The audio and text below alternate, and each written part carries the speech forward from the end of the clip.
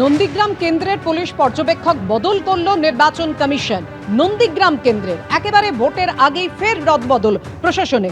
নন্দীগ্রামের পুলিশ পর্যবেক্ষক ছিলেন রিতেশ চৌধুরী।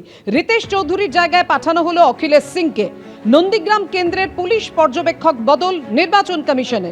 ছিলেন রিতেশ চৌধুরীর জায়গায় পাঠানো হলো অখিলেশ সিংকে। আমাদের সঙ্গে রয়েছেন আমাদের প্রতিনিধি রুমা পাল। রুমা, দেখো, জানিয়ে রাখি যে নন্দীগ্রামের পুলিশ পর্যবেক্ষক রদবদল করলো কমিশন এবং সেই নন্দীগ্রাম এই দায়িত্বে ছিলেন রিতেশ চৌধুরী, তাকে সরিয়ে হেড অফিসে আনা হলো এবং তার বদলে সেখানে অখিলেশ সিংকে নতুন অবজারভার হিসেবে পাঠানো হলো।